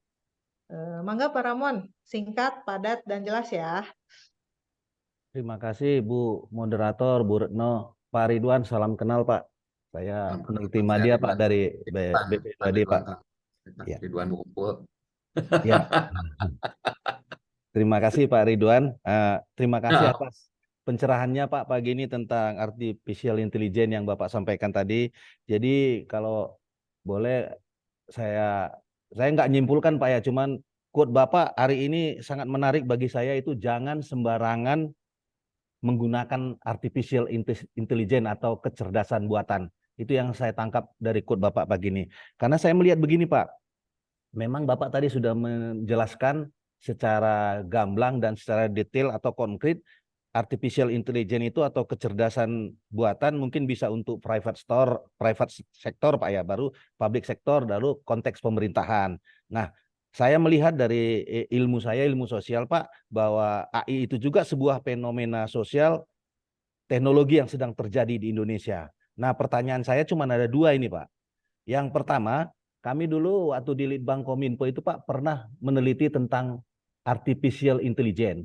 Jadi intinya bahwa dalam beberapa tahun ke depan Pak, ada beberapa profesi yang bakal hilang dengan kehadiran AI. Waktu beberapa tahun itu, contohnya Pak, misalnya yang saya ingat Pak ya, masih itu seperti dokter, teller, gitu-gitu Pak, dan seterusnya. Nah, itu pertanyaan saya yang pertama. Dan untuk ke depan ini Pak, profesi-profesi apa saja yang bakal hilang dengan kehadiran kecerdasan buatan atau artificial intelligence?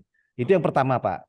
Yang kedua, Pak Ridwan tadi sempat, itu kalau kemarin itu Pak yang di Litbangkominfo, mungkin Bapak, saya nggak tahu itu senior Bapak atau enggak, sempat juga kita bahas dengan Profesor Suwono dan Prof. Jaka, dulu masih dokter Pak, kami sama-sama di Kominfo waktu itu Pak. Ya, pakarnya Smart City kalau nggak salah Pak, Profesor Suwono Supangkat Pak. Nah,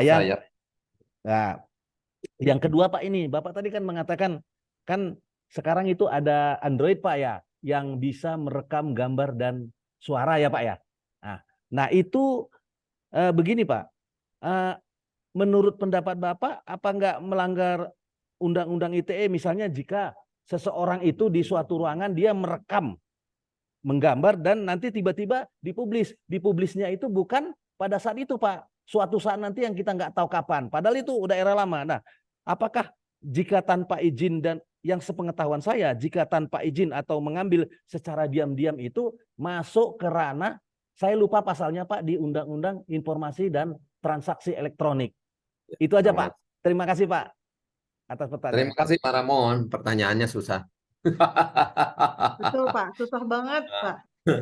Dan ini saya baru berhasil me-attachkan tadi beberapa kali, susah ini file saya, file tayangannya Bu Retno. Jadi bisa nanti kami kirim di link, gitu ya. ya. Nah, pertanyaan Pak Ramon itu yang pertama, memang itulah yang saya baca dari laporan McKinsey ya tahun 2017. Itu juga saya masukkan di buku saya di Perencanaan Kota Abad 21 begitu ya, bahwa pada intinya begitu ya, pekerjaan yang sebelum menjawab ke situ ketika terjadi pandemi ini sesuatu yang tadinya tidak mungkin terjadi jadi mungkin terjadi. Misalnya saya itu termasuk yang meriset terkait dengan polycentric urban region. Polycentric urban region itu analisis struktur ruang kota jamak begitu ya. Jadi pusat kota yang lebih dari satu begitu ya. Nah, bagian dari studi polycentric urban region itu ada yang namanya job housing mismatch. Job housing mismatch itu ketidaksesuaian lokasi tempat tinggal dengan lokasi tempat kerja begitu ya. Nah, lokasi tempat tinggal dengan lokasi tempat kerja kalau semata terjadi di Indonesia itu karena ternyata apa kemampuan pribadi saja yang tidak berkesesuaian sehingga terjadi kemacetan misalnya di Bandung itu gitu ya. Karena saya mampunya beli di Bandung Timur ya sudah di situ begitu ya. Dan karena saya tidak bisa menyekolahkan saya yang dekat rumah, jadi kepaksa sekolahnya di swasta, begitu ya. Jadi di pusat kota lagi, begitu ya, berkontribusi terhadap kemacetan. Nah, ketika cerita itu jadi banyak masalah, begitu ya. Nah, di Amerika, begitu ya, ketika cerita itu, begitu, ternyata mereka itu mengantisipasi lebih awal, begitu ya, dengan undang-undang yang sifatnya ketenaga kerjaan. Mereka mengelompokkan jadi dua, begitu ya. Orang yang melakukan perjalanan atau pepergian ke tempat kerja atau working trip begitu ya, daily working trip itu menjadi dua. Jadi ada yang contingent workers, ada non contingent workers. Dua karakteristik itu? Yaitu yang pertama orang yang tidak bisa bekerja kalau dia tidak pergi ke kantor begitu. Terus kemudian yang kedua, orang yang bisa bekerja tanpa harus pergi ke kantor. Nah, ketika pandemi kemarin kan kita dirangsang untuk tidak pergi ke kantor sehingga matilah beberapa sektor ekonomi yang harus lalu lalang di jalan begitu ya.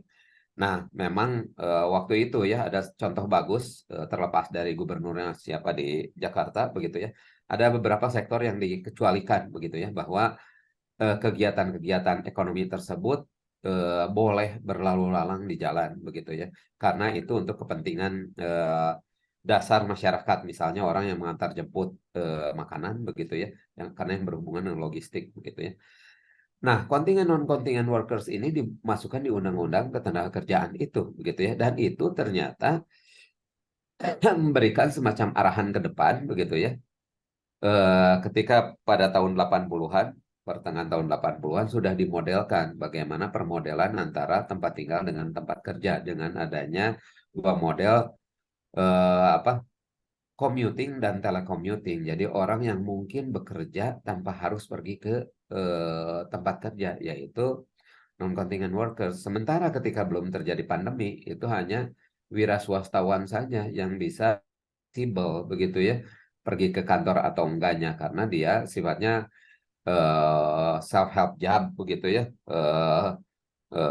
disediakan sendiri. Tapi sekarang PNS juga bisa melakukan hal tersebut begitu ya karena ini di era next normal.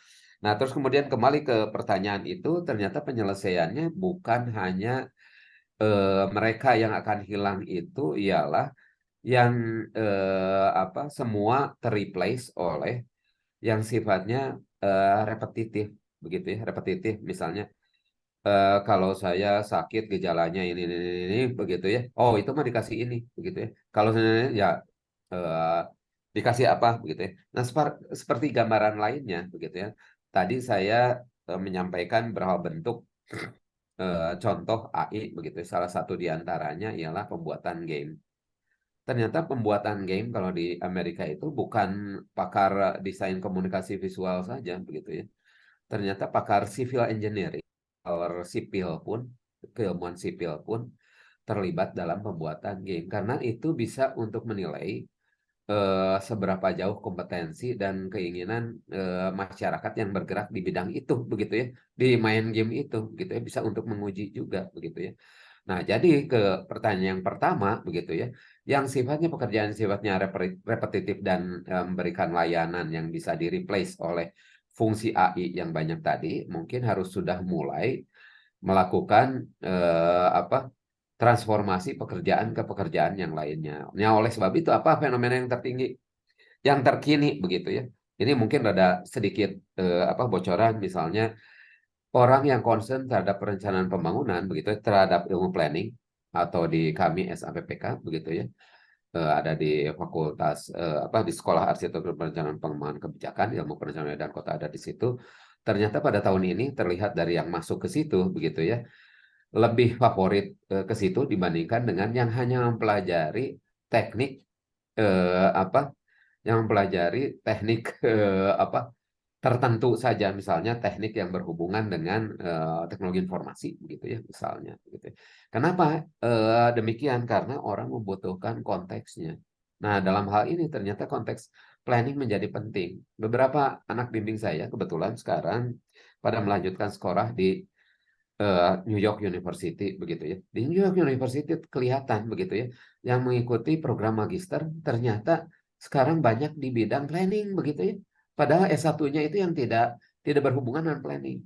Artinya mereka itu membutuhkan, berbahagialah kita yang di bidang planning, karena akan, kalau dulu dibilangnya itu entering the uncertainty, seorang planner itu pokoknya tidak jelas gitu ya. Banyak pekerjaan tapi tidak jelas, begitu ya. Nah, sekarang justru yang punya konteksnya ialah kita, begitu ya. Mereka bisa mensimulasikan, tapi kita yang bisa membuat arahan decision-nya seperti apa, alternatif skenario-nya itu seperti apa, gitu ya. Nah, itu mungkin untuk jawaban yang pertama, Pak. Terus yang kedua, lupa saya pertanyaannya tadi, mohon diulang, Pak. Mohon. Iya Pak, ini Pak terkait dengan yang Bapak kasih contoh tadi tentang Android Pak ya, kan itu Oh bisa ya, bisa ya. merekam gambar dan suara ya Pak. Ya, ya. Nah, mungkin saya ini nanya ke yang pernah ke Jepang, dan terus kemudian dengan sengaja membeli HP dari Jepang, begitu ya, dibawa pulang ke sini, begitu ya. Ternyata ada yang beda perangkatnya, begitu ya. Apa di Jepang ketika dibawa pulang ke sini, mau di mode apa silent pun, ketika kita mengambil gambar alias memfoto seseorang, itu pasti bunyi HP-nya, begitu ya. Nah, di kita belum sampai ke situ, gitu ya. Contoh lain, begitu ya. Ini waktu saya sekolah di sekolah S3, begitu ya. Di junior high school tertentu itu dibagi laptop, begitu ya. Laptopnya Macintosh, begitu ya. Dibagi laptop Macintosh, begitu ya. Terus kemudian baru tahu ternyata si laptop Macintosh itu oleh sekolah, oleh pemberinya ternyata tidak free. Mereka itu juga menganalisis dengan ini ada kameranya. Ngapain aja sih si anak-anak itu selama 24 jam itu, gitu ya. Makanya itu di beberapa perangkat sekarang laptop itu ada untuk menutup kameranya, bahkan apa, ada yang menjual secara terpisah di online, begitu ya. Bagaimana untuk menutup kameranya tersebut, begitu ya. Nah, ini ternyata untuk privacy data, begitu ya. Yang ternyata ini mulai bergelora di sana. Nah, ini saya sampaikan di buku terakhir saja, di apa, di bab terakhir buku Perencanaan Kota Abad 21, begitu ya. Bukan hanya di kita, begitu ya. Di asosiasi di asosiasi ilmu perencanaan di American Planning Association, mereka pun tidak menyangka bahwa apa, teknologi akan demikian pesat dan bisa memberikan dampak tertentu terkait dengan penggunaan data, begitu ya, terutama data yang mengancam informasi privat itu, sehingga mereka merumuskan American Planning Association itu harus bertindak seperti apa dalam melindungi data privacy, begitu ya, apa, privasi data. Ternyata bukan hanya American Planning Association saja. Tahun 2012 terlebih dahulu Royal Town Planning Institute di Inggris sudah juga lebih sadar terhadap hal tersebut, sehingga memberikan antisipasi supaya tidak kejadian seperti itu, begitu ya. Nah, ini yang dari dua kasus tadi ya, apa, dua kasus itu, begitu ya, kita bisa apa, mengantisipasi bahwa kita harus lebih alert, begitu ya, bahwa ada fungsi pemerintah yang harus senantiasa mengimbangi perkembangan teknologi ini, di antaranya yang berhubungan dengan kebijakan, rencana dan program tersebut, begitu ya. Nah, ini mungkin yang menjadi penting bagi kita. Nah, termasuk diantaranya, begitu ya, sebelum berkembang AI ini juga, begitu ya, pertemuan-pertemuan antara, kalau kita mungkin FGD, begitu ya, FGD pemerintah swasta waktu saya kuliah itu, gitu ya, kamu harus ikutan tuh apa, FGD dengan apa, pemerintah daerah. FGD-nya itu ternyata sudah ditentukan, begitu ya. Kalau FGD itu supaya tidak menyentuh apa, jadwal kerja orang-orang di kota tempat saya kuliah itu, begitu ya, itu dilaksanakannya malam hari antara tapi sudah dibatasi jadwalnya sudah keluar setahun sebelumnya, begitu ya. Dan notulensi sudah disediakan langsung secara online, begitu ya. Jadi ketika masuk ke websitenya si DPR itu, begitu ya, itu bisa ketahuan bahwa saya datang, begitu ya, sebagai apa peninjau gitu dan seterusnya. Mungkin di kita masih mikir-mikir untuk itu, begitu ya, karena semuanya jadi terbuka, begitu ya. Termasuk diantaranya mungkin yang didorong oleh pemerintah Korea Selatan sekarang akan memberikan semacam hibah kepada kota-kota tertentu di Indonesia, begitu ya, untuk kamera monitoring. Bagus itu, begitu ya. Dan itu bisa mendorong perumusan kebijakan dan rencana bagi pemerintah daerah supaya lebih antisipatif, begitu ya. Tapi kalau yang kita ketakutan dari zona aman kita, nomor mobil kita nanti ketahuan seperti yang di mana, oh itu eh, apa aspal basuh keneh malah dijejak, begitu ya. Jadi aja ketahuan tuh plat merah yang itu, gitu ya. Oh, kalau begitu mah saya mulai mengamati ini sekarang beberapa pengendara motor pura-pura copot nomor polisi yang di belakangnya supaya nggak kelihatan kalau di foto, begitu ya. Nah, itu mungkin di tayangan yang lain saya mungkin tidak sempat menayangkan ada beberapa poin yang berhubungan dengan jawaban pertanyaan yang kedua itu, Pak. Pernah saya tayangkan lupa saya di mana, begitu. Itu yang dilakukan oleh American Planning Association mulai tahun 2023 ini karena baru selesai dokumennya. Itu mungkin Pak Ramon, jawaban dari saya. Mohon maaf bila tidak memuaskan. Mungkin Sedikit aja Pak, bisa Pak? Sedikit lagi Pak.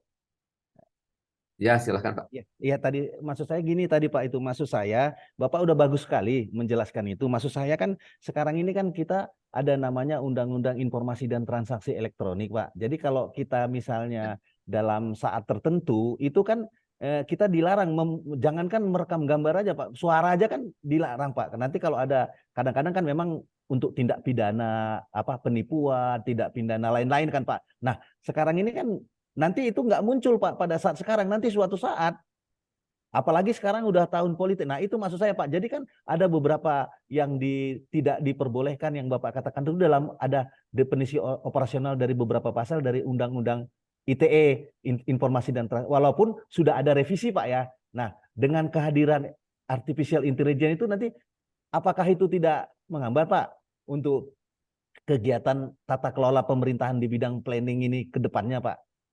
Dengan masuknya ya terus Pak.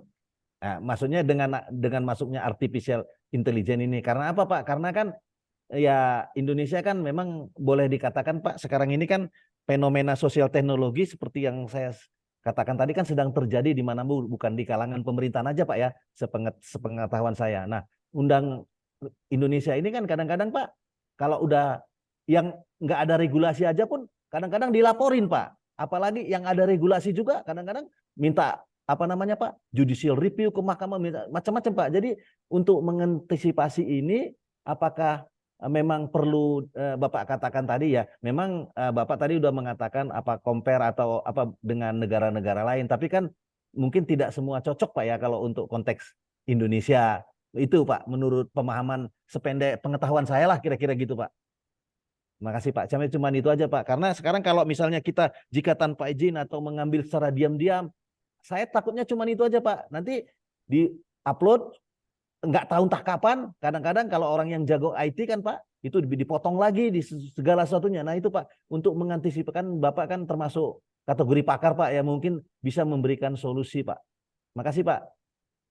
Ya itu konsekuensinya kalau memang kita terhubung, begitu ya. Kalau tidak mau terhubung ya karena sifatnya AI itu buah dari inovasi yang ternyata lintas lintas negara, begitu. Bahkan itulah yang menjadi concern American Planning Association itu, karena kita tidak bisa membatasi. Saya pernah ditunjukkan oleh Cisco itu bahwa ada orang yang bisa mengakses ke CCTV yang kita punya, begitu ya. Karena mereka sudah mengidentifikasi paling passwordnya apa saja, begitu ya. Dan CCTV itu di seluruh dunia, begitu ya. Jadi mereka bisa mengakses itu. Tidak bisa dengan hanya Undang-Undang 11 2008, Undang-Undang nomor 14 tahun 2008 tentang kebebasan informasi publik juga itu. Nah ini kita jadi harusnya sifat antisipatif kita sendiri begitu ya. Jangan selalu terhubung karena ternyata fenomena wire city atau network city itu satu ketika itu juga akan mengganggu stabilitas di kita gitu ya. Itu mungkin yang apa menjadi perhatian saya, ada mahasiswa begitu ya, mahasiswa pasca juga begitu yang mengidentifikasi itu sampai ke gimana sisi institusional mulai dari kabupaten, provinsi sampai ke pusat karena bolong di sebelah situnya Pak. Belum ada itu solusinya gitu ya. Meskipun ada undang-undang itu begitu, tapi orang tetap Ya. bisa melakukan hal tersebut apalagi sekarang dengan tadi begitu ya. Contohnya waktu itu yang viral pidato Obama yang dirubah teksnya begitu ya melalui AI begitu ya. Ternyata bisa dilakukan seperti demikian. Nah, ini kita harus jadi lebih antisipatif saja begitu ya. Tidak selamanya harus bawa HP kemana-mana mungkin dan terhubung ininya begitu Oke. ya. Karena ternyata ya demikian. Gitu ya. Terima kasih Pak.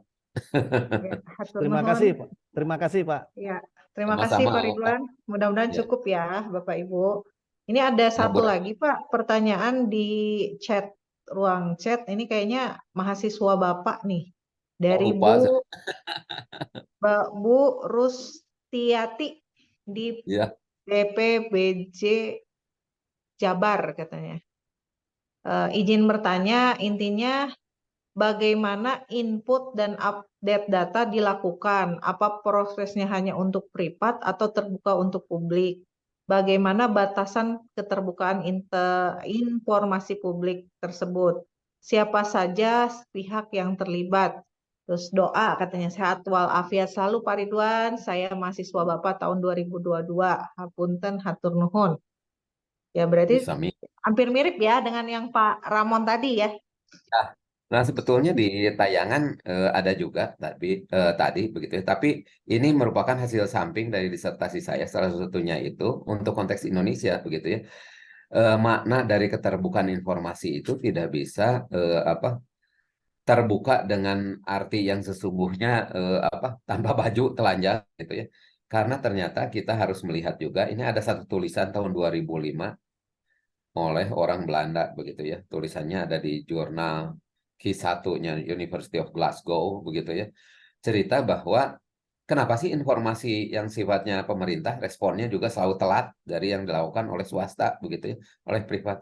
Karena ternyata yang pemerintah itu berlayer-layer begitu. Layer itu juga sebetulnya untuk make sure bahwa informasi tersebut begitu ya tidak mencederai itu tadi seperti yang pertanyaan Pak Ramon itu. Kalau begitu perilaku swasta bagaimana? Oh dia mah functional relationship begitu ya. Jadi cepat, dinamis begitu ya.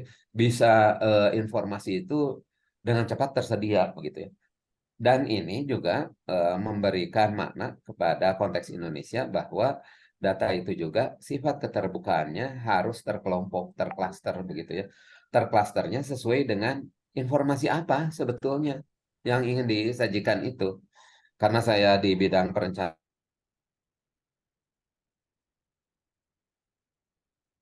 wilayah dan kota, misalnya, apakah sama lampiran dari perkadanya begitu ya, harus terbuka untuk semua. Bagaimana kalau ada orang yang memiliki kelebihan uang dan membeli lebih dahulu begitu ya lahannya, dan itu yang terjadi sekarang begitu ya. Nah, inilah yang menunjukkan bahwa informasi itu harus terkelompok begitu ya, terklaster sesuai dengan makna dari informasi apa sebetulnya, kebijakan apa, program apa. Ini kan pernah kejadian. Mungkin ada teman-teman dari Kota Bandung yang sebetulnya ketika pandemi kemarin kan Jawa Barat juga pernah juara penghargaan pembangunan nasional karena informasi yang berhubungan dengan COVID itu. Bandung kan real time, tetapi tidak menginformasikan ke warganya karena dengan informasi real time konteks dari orang-orang yang ada di kita itu jadi lain kesannya. Oh, yang sebelah itu ternyata kena COVID. Nanti ke kita, oh jadi kita ketika bertemu itu jadi bagaimana gitu ya dan seterusnya. Ternyata untuk konteks tertentu keterbukaan informasi menjadi buat lingkungan menjadi mungkin tidak resilient begitu ya. Nah, oleh sebab itu harus ada pengelompokan tergantung dari informasi apa itu. Jadi harus ada clustering information dan juga Tentu saja yang membatasinya ialah ada etika, terus kemudian dampaknya seperti apa. Nah, ini justru yang harus diantisipasi dampaknya tersebut. Itu mungkin, makanya mungkin ketika cerita pertanyaan siapa saja pihak mana yang terlibat, kami ini di Studio S2, begitu yang jalur pilihan tadi, yang baru angkatan ketiga, Sistem Informasi Kota Cerdas, menggunakan pendekatan yang dibutuhkan oleh perencananya, yaitu planning under pressure, begitu ya. Terus kemudian yang kedua, bagaimana decision area itu dirumuskan, begitu ya. Decision area itu dirumuskan sesuai dengan identifikasi persoalan yang ada, bukan langsung ke RPJP hasilnya harus ini, begitu ya, tanpa tahu karakteristik persoalan yang ada di daerah tersebut seperti apa, begitu ya. Karena itu akan berakibat bahwa decision areanya bisa bertransformasi. Misalnya tadinya daerahnya biasa-biasa aja, tapi ujug-ujug ada kawasan strategis nasional, proyek strategis nasional di situ, begitu ya. Tentu saja pertimbangan eksternal akan menjadi lebih mengemuka, sehingga decision area-nya menjadi lebih meluas, begitu ya. Perlu kami juga exercise menggunakan pendekatan social network analysis, begitu ya. Pernah dicoba yang, kalau ini ada teman dari Cimahi, begitu ya, keberhasilan Teknopolis yang di Cimahi, sebetulnya berdasarkan social network analysis itu siapa yang berperan sebagai competing actors-nya, begitu ya. Kalau pemerintah tidak berperan, diam aja, begitu ya. Siapa yang akan berperan lebih utama, begitu ya. Atau justru sebesar apapun peran swasta tidak akan berarti bila tidak ada decision making proses yang dilakukan oleh pemerintah daerahnya, gitu. Misalnya seperti demikian.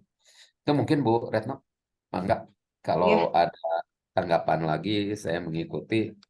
ya Bapak Ibu ada yang ingin disampaikan lagi secara langsung kepada Pak Ridwan? Sepertinya mah tidak ada lagi nih Pak. Mangga Sepertinya itu aja. sudah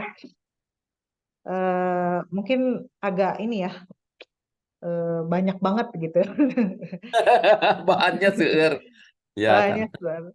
Ya, sepertinya kayaknya kita cukup karena Pak Ridwan juga ada kegiatan lain, Bapak Ibu. Mungkin saya izin mensarikan, bukan menyimpulkan, bahwa AI ini banyak manfaatnya. AI ini bisa dimanfaatkan di sektor publik, terutama tadi untuk planning adalah membantu kita menganalisis data yang komprehensif ya, sesuai dengan dengan kondisi existingnya, sehingga memberikan wawasan kepada teman-teman perencana sehingga dapat memilih atau mengambil keputusan yang memang benar-benar tepat sebagai solusi untuk tadi optimalisasi pembangunan. Kemudian juga AI bisa dimanfaatkan juga untuk prediksi ya Pak ya, memprediksi ke depan gitu. Nah, hanya saja ternyata AI ini selain manfaatnya juga ada resiko-resikonya yang harus kita antisipasi. Karena tadi kata Pak Ridwan, resiko terhubung mah ya nggak bisa dikendalikan oleh kita. Nah, berarti kitanya sendiri yang harus bisa memilah dan memilih gitu ya. Jangan sembarang posting mungkin ya Pak ya, dan sembarang merekam ya karena ada privasi juga. Mungkin itu ya Bapak Ibu yang bisa kami simpulkan dari paparan Pak Ridwan. Mungkin kita cukupkan sekian pertemuan hari ini. Saya mohon izin mungkin menutup dengan pantun ya Bapak. Bunga mekar di perbukitan, sawah luas di pedesaan. Terima kasih untuk perhatian. Mohon maaf atas kesalahan. Yang kedua, biru laut seperti kolam, ikan paus pandai menyelam. Dari lubuk hati yang paling dalam, kami tutup webinar dengan salam. Billahi taufiq wal hidayah. Wassalamualaikum warahmatullahi wabarakatuh. Waalaikumsalam Saya warahmatullahi wabarakatuh. Hatur nuhun. kembalikan ke MC. Enggak, hatur nuhun ya Pak Ridwan Sama pencerahannya. Ibu Retno dan Ibu Bapak semuanya. Iya. Mangga Bu MC bisa menutup acara ini. Iya, baik Ibu. Terima kasih Bu Retno Mulyayani, SSTPMSI, yang telah memandu sesi paparan materi dan diskusi pada hari ini. Dan tentunya kami ucapkan terima kasih juga kepada Bapak Insinyur Ridwan Sutriyadi, STMT PhD, yang telah menyampaikan paparan materi yang sangat menarik sekali pada kesempatan kali ini. Baik, hadirin yang berbahagia, dengan berakhirnya sesi paparan materi dan diskusi kali ini, maka berakhir pula kegiatan pengembara pada hari ini. Kami berharap paparan materi dan diskusi yang telah dilaksanakan dapat bermanfaat bagi Bapak dan Ibu, khususnya dalam perencanaan pembangunan, serta menambah wawasan bagi Bapak dan Ibu sekalian. Baik, perlu kami informasikan kembali, kegiatan pengembara dilaksanakan setiap hari Rabu dengan menghadirkan narasumber dan hasil-hasil penelitian yang sangat menarik setiap minggunya. Terima kasih atas kehadiran dan partisipasi Bapak dan Ibu semua. Kami segenap panitia mohon maaf apabila terdapat hal-hal yang kurang berkenan. Saya Rara selaku MC pamit undur diri. Sampai jumpa di kegiatan webinar pengembara seri berikutnya. Wassalamualaikum warahmatullahi wabarakatuh. Waalaikumsalam, hatur nuhun sadayana. Assalamualaikum. Hatur nuhun, Pak Ridwan. Selamat Sami-sami. melanjutkan tugas. Siap, Bu. Ya, hatur nuhun, Pak. Assalamualaikum.